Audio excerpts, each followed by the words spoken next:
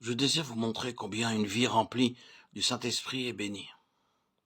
Je ne crois pas que je puisse vous faire comprendre la bénédiction qu'il y a à être rempli du Saint-Esprit plus clairement qu'en vous montrant le changement extraordinaire qui se produisit dans la vie des disciples après la Pentecôte. Je crois que c'est l'une des plus merveilleuses leçons de choses contenues dans toute la parole de Dieu, celle de ces 12 hommes qui, ayant été à l'école du Christ pendant 3 ans et ayant reçu son enseignement, restaient cependant en apparence si éloignés de la vie qu'ils auraient dû vivre, et tout à coup, par l'effusion du Saint-Esprit, venant sur eux, devenant absolument ce que Dieu désirait qu'ils fussent. Considérez d'abord le changement que la Pentecôte a apporté dans leur relation avec Jésus. Pendant sa vie avec eux sur la terre, ils ne pouvaient pas la voir en eux. Il leur était extérieur, très proche, très aimant, mais séparé d'eux, jusqu'à la Pentecôte. Quel échec, si je puis dire, fut l'enseignement du Christ à ses disciples. Christ leur avait enseigné jour après jour l'humilité. Il leur disait « Apprenez de moi, car je suis doux et humble de cœur. » Il leur répétait « Celui qui s'abaisse sera élevé. » Et pourtant, à la table de communion, ils discutaient encore pour savoir quel était le plus grand. Christ n'avait pas fait la conquête de leur orgueil. Ce n'était pas que l'enseignement divin eût manqué. Pourquoi donc alors? À cause d'une chose. Christ leur était extérieur. Il ne pouvait venir habiter dans leur cœur. C'était une chose impossible. Le temps n'était pas encore venu. Et cependant, ils avaient le Tout-Puissant Rédempteur avec eux. Mais il était encore en dehors d'eux.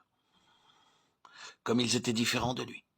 Ceci doit nous montrer que ce n'est pas l'enseignement extérieur, même l'enseignement provenant du Christ lui-même, ou la parole dans l'Écriture sainte, qui peut nous apporter la bénédiction réelle et entière, tant que le Saint-Esprit n'ait pas fait son œuvre en nous. Et comment ce changement se produit-il?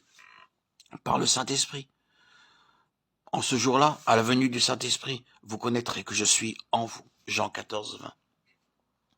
Si quelqu'un m'aime, il gardera ma parole et mon Père l'aimera.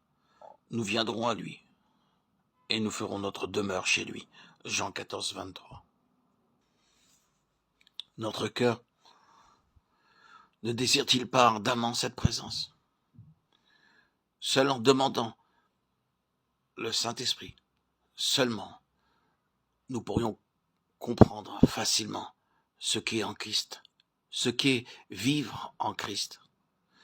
Demandez au Seigneur le Saint-Esprit, il vous le révélera. Et vous pourrez comprendre alors les paroles de Saint Paul. Ce n'est plus moi qui vis, c'est Christ qui vit en moi. Ô Christ, remplis-moi du Saint-Esprit, remplis-moi de ton esprit, Seigneur, pour que je puisse vivre en toi, m'accomplir en toi, me réaliser en toi. Toutes mes lectures, toutes les Écritures ne sont rien en comparaison à vivre de ton esprit. Je te donne tout, Seigneur. Accepte mon offrande. Donne-moi ton Saint-Esprit. Je t'appartiens, Seigneur. Je suis ta propriété. Et même mon je suis puisse se dissoudre en toi, Seigneur.